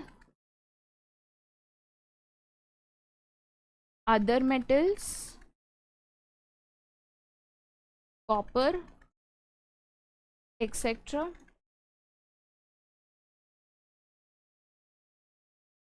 Repairing devices and chemicals, sponges for finishing, storage boxes. ठीक है, बेसिकली 6 आइटम्स मैंने यहाँ पे एग्जाम्पल में ली है। मान के चलो एक ज्वेलरी स्टोर है जो यहाँ पे ज्वेलरी को बना के यहाँ पे अपने शॉप्स में सेल करता है। ठीक है, उनके पास कुछ आइटम्स है उनके इन्वेंट्री में, जैसे एक्सपेंसिव डायमंड्स होते हैं जिससे ज्वेलरी बनती है, गोल्ड है जिसमें मेजॉरिटी ज्वेलरी बनती है, बट प्योर गोल्ड की ज्वेलरी कभी नहीं बनती। आप कभी भी ध्यान में रखना, 22 कैरेट से ज़्यादा की ज्वेलरी नहीं बनती। 24 कैरेट का सिर्फ कॉइन या तो ब्रिक मिलता है। ज्वेलरी बनाने के लिए मेटल को थोड़ा सा हार्ड करना ज़रूरी होता है और इसके लिए उसमें अदर मेटल्स को मिक्स किया जाता है। तो मिक्सिंग के लिए जो अदर मेटल्स लगते हैं वो यहाँ पे उनके पास है। उसके अलावा कुछ रिपेयरिंग डिवाइसेस होते हैं, जैसे वो पाना तार को वगैरह बेंड करने के लिए जो उनको लगता है, वो सारे डिवाइसेस है। उसके अलावा स्पॉन्जेस होते हैं ज्वेलरी आइटम को क्लीन और फिनिश करने के लिए। डायमंड्स को जैसे कार्बन से फिनिश किया जाता है वैसे आइटम्स को पॉलिशेस की जाती है, फिनिशिंग की जाती है। उसके अलावा स्टोरेज बॉक्सेस, जो भी बनी बनाई ज्वेलरी है या फिर उसके पार्ट्स है उसको स्टोर करने के लिए छोटे छोटे जो बॉक्सेस है, रिंग्स इयररिंग्स वगैरह रखने के लिए बॉक्सेस है, वो यहाँ पे है।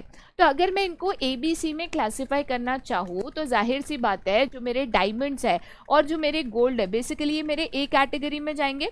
कि भले मेरे पास 5 डायमंड हो बट वो 5 डायमंड भी मिलके 50 लाख की वैल्यू हो सकता है ना। अरे भाई मेरे 10 ग्राम सोना होगा ना तो भी 53,000 हो जाएगा।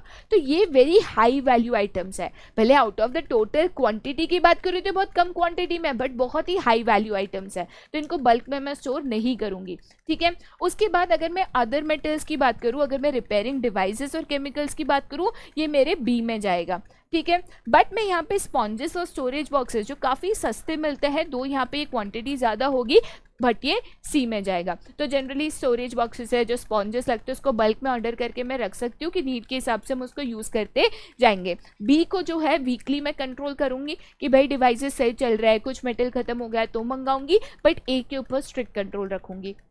राइट तो इस मुताबिक ABC एनालिसिस होती है कि कौन सी इन्वेंट्री को स्ट्रिक्टली कंट्रोल करना है, कौन सी इन्वेंट्री को यहाँ पे आपको नहीं करना है। ठीक है, अब हम नेक्स्ट पार्ट आते हैं जिसको कहते हैं इकोनॉमिक ऑर्डर क्वांटिटी, कि भाई कब वो अलार्म बजता है कि ट्रिंग ट्रिंग ट्रिंग नेक्स्ट ऑर्डर प्लेस करो।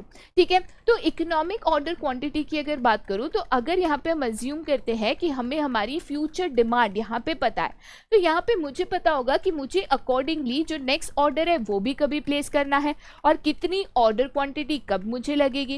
राइट, फॉर एग्जाम्पल अगर मान के चलो कि मुझे लगता है कि ऑर्डर देने के बाद 2 महीने का समय लगेगा ऑर्डर आने के लिए। कितना समय लगेगा? 2 महीने का। और उस दौरान जो मेरी एक्सपेक्टेड डिमांड है वो 300 यूनिट पर मंथ है। ठीक है, तो मैं यहाँ पे कह रही हूँ जो मेरी एक्सपेक्टेड डिमांड है, एक्सपेक्टेड डिमांड कितनी है बेटा यहाँ पे? तो that is 300 units per month. ठीक है, और यहाँ पे जो मेरा लीड टाइम है कि भाई मैं ऑर्डर प्लेस करूंगी तब से लेके ऑर्डर आने तक मेरा जो लीड टाइम है वो कितना है? तो that is equal to 2 months. ठीक है, तो ऐसे केस में मान के चलो मुझे रीऑर्डर पॉइंट चाहिए कि भाई मुझे कब रीऑर्डर करना है। तो यहाँ पे मैं अगर रीऑर्डर पॉइंट कैलकुलेट करना चाहूँ तो उसका एक बेसिक सा फॉर्मूला है, क्या है? Average daily usage rate into lead time. Average daily usage rate into lead time. ठीक है, तो यहाँ पे बेटा ये 300 यूनिट्स पर मंथ है। राइट, तो एक महीने में मैं रहती हूँ एवरेज 30 डेज, तो पर डे कहीं ना कहीं 10 यूनिट की मेरी डिमांड है, तभी महीने की 300 हुई। तो मैं कहती हूँ एवरेज डेली यूजेज यहाँ पे बेटा मेरा कितना है? तो 10 यूनिट्स। और लीड टाइम मेरा यहाँ पे बेटा कितना है? तो 2 मंथ्स, मतलब कितना हो गया? 60 डेज। ठीक है, 2 मंथ मतलब डेज में अगर मैं करूंगी बेटा तो कितना हो जाएगा? 60 डेज हो जाएगा। राइट, तो यहाँ पे 10 into 60 तो this will B 600 units. Right, तो जब मेरे पास 600 यूनिट बचे होंगे ना तब मेरा ये रीऑर्डर टाइम होगा कि भाई अभी मेरे पास 600 यूनिट बचे हैं, अभी ऑर्डर प्लेस कर देती हूँ so that by the time ये 600 यूनिट मैं सेल करूँ, नेक्स्ट ऑर्डर मेरा आ गया हो और मेरे पास यहाँ पे बिल्कुल भी शॉर्टेज ना रहे। ठीक है, इंपॉर्टेंट है ये फॉर्मूला याद रखना। दूसरी चीज़ इंपॉर्टेंट, यहाँ पे जो एक्सपेक्टेड डिमांड है ये मुझे मंथली गिवन है, तो मुझे इसको यहाँ पे डेली में कन्वर्ट करना है। सिमिलरली ये जो लीड टाइम है मुझे मंथ्स में गिवन है, तो मुझे इसको यहाँ पे डेज में कन्वर्ट करना है, तभी मैं यहाँ पे रीऑर्डर पॉइंट जो है कैलकुलेट कर पाऊंगी। ठीक है, तो फॉर एवरी आइटम एक level of safety stock determined होता है, जहां से मुझे पता चलता है कि भाई जो मेरा रीऑर्डर पॉइंट है वो कहाँ पे है। ठीक है, तो यहाँ पे यही सेफ्टी स्टॉक या ये इकोनॉमिक ऑर्डर क्वांटिटी जो है वो कैसे कैलकुलेट होती है यहाँ पे मुझे सीखना है। ठीक है, चलिए अब उसके पहले हम कुछ इंपॉर्टेंट चीज़ों पे जाते हैं जो इकोनॉमिक ऑर्डर क्वांटिटी कैलकुलेट करते वक्त आपको लगेगी। अब यहाँ पे मैं अगर कॉस्ट की बात करूँ तो इन्वेंट्री में दो तरीके के कॉस्ट होता है। एक जो कॉस्ट आपका ऑर्डरिंग के वक्त होता है कि भाई मैंने ऑर्डर प्लेस किया, ट्रांसपोर्टेशन होगा, पेपर वर्क होगा, वहाँ से सामान आएगा, लोडिंग अनलोडिंग होगा, तो उसका खर्चा होगा, राइट। तो यहाँ पे एक जो कॉस्ट होता है that is cost while placing the order, और दूसरा जो कॉस्ट होता है that is cost of holding the inventory, जहाँ पे मुझे एक गोडाउन लगेगा, जगह लगेगी, देन मुझे वहाँ पे स्टॉक रखना है, स्टॉक रखा तो आग वाग लग के डैमेज हो सकता है, तो उसका मुझे इंश्योरेंस करवाना है, उसका जो भी इंटरेस्ट है एंड सो ऑन, राइट। तो दो तरीके के कॉस्ट होते हैं। अगर मैं यहाँ पे इन्वेंटरी कॉस्ट की बात करूँ, राइट, तो दो तरीके के कॉस्ट होते हैं, cost of ordering the inventory and दूसरा होता है यहाँ पे cost of holding the inventory. Simple सी यहाँ पे चीज है, एक होता है cost of ordering the inventory और दूसरा होता है यहाँ पे cost of holding the inventory. ठीक है, तो दोनों कॉस्ट को यहाँ पे कंसिडर करते हुए आपको इकोनॉमिक ऑर्डर क्वांटिटी कैलकुलेट करनी है। ईओक्यू का फॉर्मूला क्या है, that is square root of 2PD divided by C. ठीक है, यहाँ पे क्या है 2PD डिवाइडेड बाय सी, क्या है P, क्या है D, क्या है C, यहाँ पे हम एग्जाम्पल या न्यूमेरिकल करते हुए यहाँ पे समझते हैं, राइट। न्यूमेरिकल में आपको कहा गया है कि एनुअल क्वांटिटी ऑफ जीन्स जो एक दुकान में बिकती है दैट इज 1200, राइट। तो ये जो 1200 है this is basically my demand, या तो मैं इसको कहूंगी D, राइट। उसके बाद आगे क्या कहा गया है, at the rate of 100 per month. ठीक है, cost of placing an order and receiving goods is ₹500, right. तो यहाँ पे जो 500 है that is my cost of placing order, जो कि हो गया C। ठीक है, नेक्स्ट क्या गिवन है, इन्वेंट्री होल्डिंग कॉस्ट कितना है 30, यहाँ पे 30 रुपीज क्या हो गया, इन्वेंट्री होल्डिंग कॉस्ट।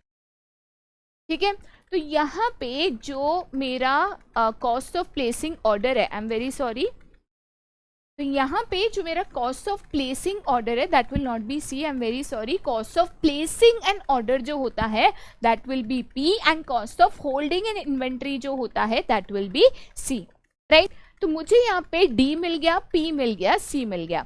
अब मुझे यहाँ पे ईओक्यू का फॉर्मूला यूज करना है, that is equal to square root of 2PD divide by C. ठीक है, तो यहाँ पे मैं अगर 2 इंटू पी इंटू डी करती हूँ, 2 इंटू पी कितना है मेरा 500 into D that is equal to 1200 divide by 30 करती हूँ। ठीक है, तो यहाँ पे मैं अगर 2 इंटू पी इंटू डी करूँगी दैट इज 2 इंटू 500 1000, 1000 इंटू 1200, तो 1200 के आगे 3 0 एडिशनल यहाँ पे लग जाएंगे, that will be 12 lakh rupees. ठीक है, तो यहाँ पे this will be equal to square root of 12 lakhs divide by 30, तो 0 0 कैंसिल कर दूंगी, 3 4 ज़ा 12, 4 0 दैट इज इक्वल टू 40,000। अब स्क्वायर रूट ऑफ 40,000 करूंगी तो कितना आएगा बेटा 200 आएगा। ठीक है, तो मेरा EOQ कितना आया दैट इज इक्वल टू 200, तो स्क्वायर रूट 200 आया, तो इकोनॉमिक ऑर्डर क्वांटिटी बेटा कितनी हो गई 200 जीन्स यहाँ पे मेरी हो गई। सिंपल सी बात है, EOQ कैलकुलेट करना कोई बड़ी बात नहीं है, बेसिकली आपको D क्या है, P क्या है, C क्या है आइडेंटिफाई करना है, और यहाँ पे जो EOQ का फॉर्मूला है वो आपको यहाँ पे बिल्कुल यूज करना है। ठीक है, चलिए अब हम आगे जाते हैं। तो यहाँ पे जो नेक्स्ट कंसेप्ट है that is return on investment and return on equity. तो सबसे पहले return on investment and return on equity क्या होता है ये हम समझ लें। देखिए बेटा, जब भी हम इन्वेस्टमेंट्स करते हैं, for example we have two options, let us say project ए है एंड प्रोजेक्ट बी है, दोनों में 5-5 लाख रुपए का इन्वेस्टमेंट है। अब इस केस में प्रोजेक्ट ए ज़्यादा प्रॉफिटेबल है या प्रोजेक्ट बी ज़्यादा प्रॉफिटेबल है, कैसा पता चलेगा? तो यहाँ पे आपको एक एग्जाम्पल दिया गया है कि मान के चलिए कि यहाँ पे एक प्रॉफिट मोटिव से क्वेश्चन अराइज होता है, तो हम अगर यहाँ पे 1000 रुपये खर्च करते हैं, ठीक है, और उसमें यहाँ पे मुझे एक प्रॉफिट ऑफ ₹400 यहाँ पे मिलता है इन वन केस, और दूसरे केस में मैं 1 लाख रुपया खर्च करती हूँ और मुझे यहाँ पे 10,000 का प्रॉफिट मिलता है।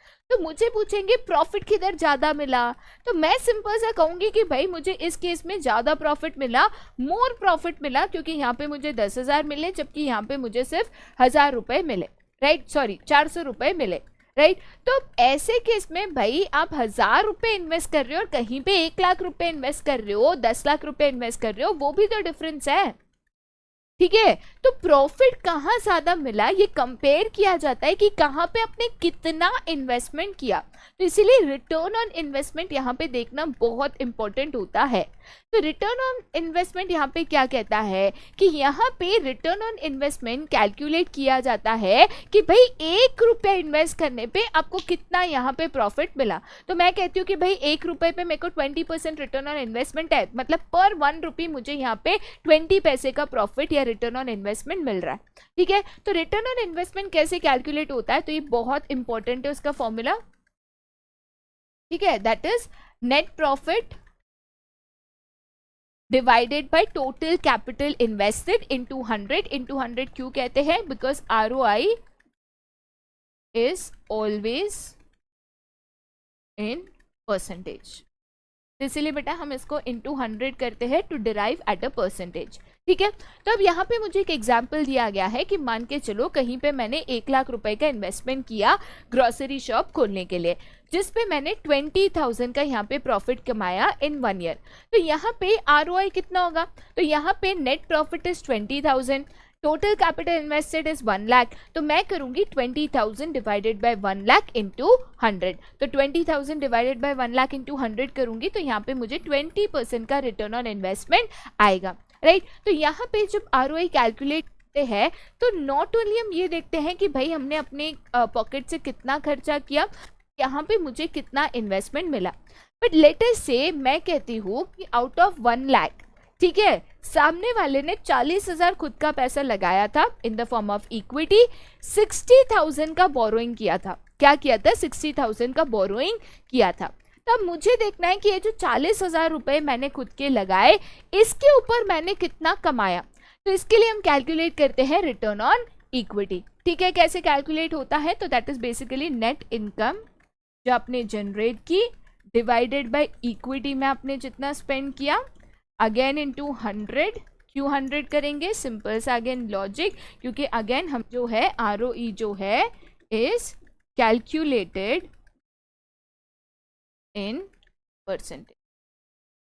ठीक है, तो एक मैं देख रही हूँ कि मैंने जो टोटल पैसा लगाया उसके ऊपर मैं पर रुपये के हिसाब से कितना कमा रही हूँ, और एक मैं देख रही हूँ कि भाई मेरा जो खुद का पैसा लगा है, जो मैंने ओन इन्वेस्टमेंट किया है, उसके मुताबिक मुझे पर रुपये के ऊपर कितना यहाँ पे रिटर्न्स मिल रहा है। ठीक है, तो रिटर्न ऑन इक्विटी की अगर बात करूं तो यहाँ पे फॉर्मूला आपने देख लिया, नेट इनकम डिवाइडेड बाय जो टोटल इक्विटी है इनटू 100। तो यहाँ पे अगर सेम ग्रोसरी ओनर की एग्जांपल लेंगे तो 1 लाख उन्होंने टोटल इन्वेस्टमेंट किया था, जिसमें 40,000 इक्विटी करी थी और 60,000 का उन्होंने लोन यहाँ पे लिया था। लोन पे इंटरेस्ट गिवन है, दैट इज 10% पर एनम। ठीक है, तो अब यहाँ पे उनको 6,000 तो इंटरेस्ट भरने पड़े, राइट। मैंने यहाँ पे ROI कैलकुलेट किया था, मुझे ROI कितना आया था, 20% आया था, that is 20% of 1 lakh, right, that is equal to 20,000 rupees, बराबर है। ये मुझे रिटर्न ऑन इन्वेस्टमेंट आया था।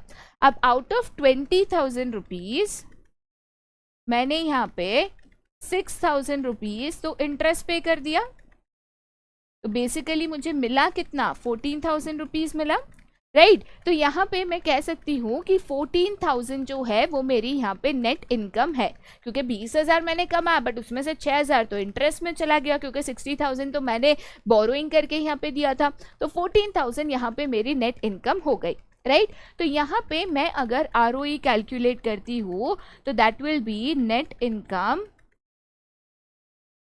Divided by equity into 100। तो नेट इनकम बेटा कितनी है, 14,000, इक्विटी कितनी है, 40,000, 40,000 इंटू 100, राइट तो यहाँ पे 14,000 डिवाइडेड बाय 40,000 इंटू 100 में अगर करती हूँ तो मुझे मिलेगा 35% यहाँ पे मेरी रिटर्न ऑन इक्विटी, ठीक है। तो यहाँ पे मैं अगर कहूँ तो सेम प्रोजेक्ट में मेरा जो रिटर्न ऑन इन्वेस्टमेंट है, टोटल इन्वेस्टमेंट वो 20% है, बट जो मैंने 40,000 इक्विटी में लगाए उस पर मुझे 35% का ऑन इक्विटी यहाँ पे रिटर्न मिल रहा है, राइट तो यहाँ पे फॉर एवरी रुपी जो मैंने मेरे बिजनेस में इन्वेस्ट किया है, तो फॉर एवरी रुपी मुझे यहाँ पे 20 पैसे का रिटर्न मिल रहा है, बट जो मैंने इक्विटी में 40,000 इन्वेस्ट किया है उसमें फॉर एवरी रुपी मुझे 35 पैसे का यहाँ पे रिटर्न मिल रहा है। सिंपल सी बात है, ठीक है। चलिए अब यहाँ पे सवाल ये है कि आपने मैम बता तो दिया कि ROI भी होता है, ROE भी होता है, ROI ऐसे कैलकुलेट होता है, ROE ऐसे कैलकुलेट होता है, बट अगेन कंफ्यूजन तो वहीं पे आके रुक गया कि अब डिसीजन कौन से बेसिस पे लोगे। मतलब मुझे अगर कोई प्रोजेक्ट में इन्वेस्ट करना है तो मैं रिटर्न ऑन इन्वेस्टमेंट देखकर डिसीजन लूँ या मैं रिटर्न ऑन इक्विटी देखकर यहाँ पे डिसीजन लूँ, ठीक है। तो यहाँ पे दो लोगों का एक एग्जाम्पल लिया है A एंड B का, जो सेम बिजनेस यहाँ पे शुरू कर रहे हैं, बस यहाँ पे फर्क ये है कि एक व्यक्ति ने लोन लिया है और एक ने लोन नहीं लिया है। तो A ने कोई बोरोइंग नहीं करी है, B ने यहाँ पे बोरोइंग करी है जिसपे इंटरेस्ट रेट 10% पर एनम है, ठीक है। तो एग्जाम्पल के द्वारा आप इसको समझोगे, राइट तो इस एग्जाम्पल की अगर बात करें, चलिए एग्जाम्पल पे ही यहाँ पे डायरेक्टली जाते हैं। Let us take the example. अब यहाँ पे इस एग्जाम्पल की बात करें, ओके तो यहाँ पे अगर हम A और B का एग्जाम्पल लेते हैं तो देखिए बेटा एक बहुत ही सिंपल सा यहाँ पे एग्जाम्पल है, ठीक है। अब लेटेस्ट से यहाँ पे दो लोग हैं A और B, they are entering into same business, same चीज़ कर रहे हैं, सब कुछ सेम, बस इनका जो कैपिटल स्ट्रक्चर है वो अलग है, ठीक है। दोनों ने यहाँ पे जो है 10-10 लाख रुपए इन्वेस्ट किया है, A ने भी 10 लाख किया है, B ने भी यहाँ पे 10 लाख रुपए इन्वेस्टमेंट किया है। डिफरेंस ये है कि A का जो पूरा 10 लाख रुपया है वो पूरा 10 लाख रुपीज़ यहाँ पे इक्विटी से आया है, जबकि B का अगर हम कैपिटल स्ट्रक्चर देखें तो out of 10 lakh rupees B ने जो है 4 लाख यहाँ पे इक्विटी से रेस किए हैं, जबकि जो 6 लाख रुपीज़ है वो यहाँ पे बोरो किया है, डेट से उन्होंने रेस किया है। तो टोटल उनका जो इन्वेस्टमेंट है दैट इज 10 लाख रुपीज़, ठीक है। B ने जो डेट रेस किया है, जो पैसा बोरो किया है 6 लाख रुपया, उसके ऊपर यहाँ पे जो इंटरेस्ट है पर एनम दैट इज 10%, तो पर एनम इंटरेस्ट के हिसाब से 10% ऑफ 6 लाख, तो उसको यहाँ पे 60,000 जो है इंटरेस्ट के तौर पे यहाँ पे एडिशनल कॉस्ट पे करना होगा, ठीक है। चलिए अब ये तो उनका कैपिटल स्ट्रक्चर हो गया, जहाँ पे आपको ये पता चल गया कि A का पूरा पैसा इक्विटी से आया है, B का 6 लाख जो है डेट से आया है, जबकि 4 लाख यहाँ पे इक्विटी से आया है। अब दोनों की बिजनेस की अगर इनकम स्टेटमेंट की बात करें तो इनकम स्टेटमेंट में सिमिलैरिटी है, दोनों का जो सेल्स रेवेन्यू है यहाँ पे 7 लाख रुपीज़ है, आउट ऑफ जो कॉस्ट है, कॉस्ट ऑफ गुड सोल्ड जो है दैट इज 3 लाख रुपीज़। तो बेसिकली इनका जो प्रॉफिट है दैट टू बिफोर टैक्स वो यहाँ पे 4 लाख रुपए का दोनों का प्रॉफिट बचता है, ठीक है। अब यहाँ पे अगर फिक्स एक्सपेंसेस की बात करें, अब यहाँ पे ये profit before interest and tax है, बराबर है, PBT है that is profit before interest and tax है, तो ग्रॉस मार्जिन की अगर आप यहाँ पे बात करो, राइट तो बेसिकली यहाँ पे जो सेल्स रेवेन्यू है 7 लाख रुपया है, कॉस्ट ऑफ गुड्स सोल्ड दोनों का 3-3 लाख रुपया है, तो ग्रॉस मार्जिन दोनों के पास 4 लाख रुपया यहाँ पे बचता है। अब ये 4 लाख रुपए में से उनको जो है उनके कुछ एक्सपेंसेस है जो उनको ईयरली इनकर करने हैं, तो दोनों 2-2 लाख रुपए की सैलरी देते हैं, रेंट एंड अदर एक्सपेंसेस दोनों के 50,000 है, बट जो B है वो एडिशनल इंटरेस्ट का एक्सपेंस इनकर कर रहा है जो कि 60,000 रुपया है, जो A को इनकर नहीं करना, राइट तो मेरी ग्रॉस मार्जिन 4 लाख में से एक्सपेंसेस में पहले पे करूंगी, ठीक है। तो एक्सपेंसेस पे करने के बाद जो उनका डेप्रीसिएशन एंड अमोर्टाइजेशन है, अब जाहिर सी बात है अब जो यहाँ पे गुड्स वगैरह यूज़ करते हो तो उसके ऊपर डेप्रीसिएशन भी चार्ज करते हो, राइट। तो दोनों का डेप्रीसिएशन एंड अमोर्टाइजेशन यहाँ पे 10,000 रुपीज़ है। तो ए के टोटल फिक्स एक्सपेंसेस देखे तो 2.5 लाख प्लस 10,000 है, दैट इज 2,60,000। बट बी में 60,000 एडिशनल ऐड हो जाता है, तो 2.5 lakh plus 10,000 2,60,000 plus additional 60,000, that is यहाँ पे 3,20,000 रुपीज़। ठीक है, तो बी के जो एक्सपेंसेस है बिकॉज ऑफ इंटरेस्ट यहाँ पे इंक्रीज हो जाता है। तो यहाँ पे मैं अगर 4 लाख माइनस 2,60,000 करूँ तो 4 लाख माइनस 2 लाख, 2 लाख बचा, 2 लाख में से 60,000, तो यहाँ पे अगर मैं प्रॉफिट बिफोर टैक्स ऑफ ए की बात करूँ दैट इज 1,40,000। बी का और 60,000 कम हो जाएगा तो उसके पास पीबीटी 80,000 रुपीज़ यहाँ पे हो जाएगा, राइट। अब मैं इसमें से टैक्स माइनस करूंगी, गिवन परसेंटेज कितना है 20,000 रुपीज़ है।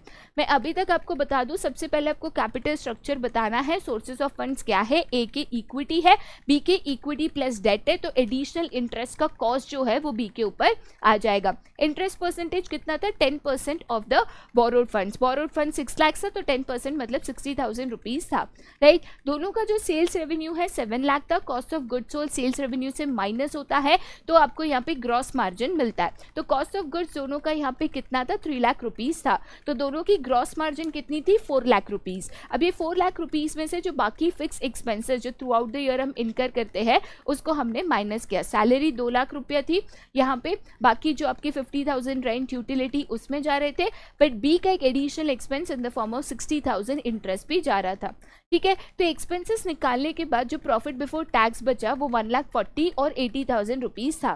टैक्स जो है 20% चार्ज हो रहा है, तो 1,40,000 का 20% अगर हम करेंगे तो 14,000 प्लस 14,000 28,000 हो जाएगा। 80,000 का अगर 20% करूंगी तो 8 प्लस 8 दैट इज 16,000 यहाँ पे होगा, राइट। तो 1,40,000 minus 28,000 that will be a profit after tax जो कि है 1,12,000, एंड यहाँ पे 80 माइनस 16,000 जो कि है 64,000, this will be a profit after tax, ठीक है। अब ये मुझे प्रॉफिट आफ्टर टैक्स तो मिल गया जिससे मैं कोई भी डिसीजन नहीं ले सकती। डिसीजन लेने के लिए कुछ इंपॉर्टेंट रेशियोज होते हैं जो हम कैलकुलेट करेंगे। सबसे पहले हम कैलकुलेट करेंगे रिटर्न ऑन इन्वेस्टमेंट। दोनों ने यहाँ पे 10-10 लाख रुपए लगाए, राइट, बट 10 लाख दोनों अगर लगा रहे हैं, दोनों का जो रिटर्न पर 1 रुपी इन्वेस्टेड यहाँ पे कितना मिल रहा है, तो टोटल इन्वेस्टमेंट में पर 1 रुपी इन्वेस्टेड की बात करूँ तो यहाँ पे 11.2 पैसा यहाँ पे पर 1 रुपी एक को मिल रहा है, राइट। ROI कैसे कैलकुलेट करेंगे, that is your PAT profit after tax 1,12,000 divided by total capital employed 10 lakh into 100, तो आपको मिलेगा 11.2। बट यहाँ पे बी का profit after tax is only 64,000 divide by 10 lakh into 100, तो ये आपको 6.4% मिलेगा, राइट। तो रिटर्न ऑन इन्वेस्टमेंट की बात करें, ए का पर 1 रुपी टोटली इन्वेस्टेड में उसको 11.2 पैसे मिलेंगे, जबकि बी की बात करें तो उसको पर 1 रुपी इन्वेस्टेड में ओनली 6.4 पैसे पर 1 रुपी इन्वेस्टेड मिलेंगे, ठीक है। बट रिटर्न ऑन इक्विटी की अगर बात करें जिसका फॉर्मूला है profit after tax divided by equity into 100, तो यहाँ पे profit after tax divide by equity, उसका तो पूरा का पूरा पैसा इक्विटी से आया तो उसका return on investment and return on equity same रहेगा। बट अगर बी की बात करें तो उसने तो 10 में से 6 लाख तो बोरोइंग निकाला था, तो 4 लाख की ही इक्विटी थी, राइट। तो यहाँ पे 64,000 डिवाइडेड बाय 4 लाख इंटू 100 करोगे, राइट। तो यहाँ पे आपको कितना आएगा, दैट विल बी 16%। तो यहाँ पे अगर रिटर्न ऑन इक्विटी की बात करो तो बी को यहाँ पे 16 पैसा जो है पर 1 रुपी ऑफ ओन इन्वेस्टमेंट यहाँ पे अर्न करने का मौका मिल रहा है, ठीक है। अब यहाँ पे नेक्स्ट अगर हम देखें दैट इज EBITDA, एबिटा भी इसको बोलते हैं। बेसिकली ये क्या होता है, तो आपका जो प्रॉफिट बिफोर टैक्स है plus your interest plus your depreciation and amortisation. यहाँ पे अगर आप फिक्स एक्सपेंसेस की अगर बात करो तो यहाँ पे ऑलरेडी डेप्रीसिएशन अमोर्टाइजेशन की वैल्यू गिवन थी, दैट इज 10,000 रुपीज़, ठीक है। अब यहाँ पे अगर मैं PBIT की बात करूँ तो बेटा यहाँ पे PBIT आपका कितना है, profit before interest and tax यहाँ पे 1,40,000 रुपीज़ है, ठीक है। प्रॉफिट बिफोर टैक्स 1,40,000 है।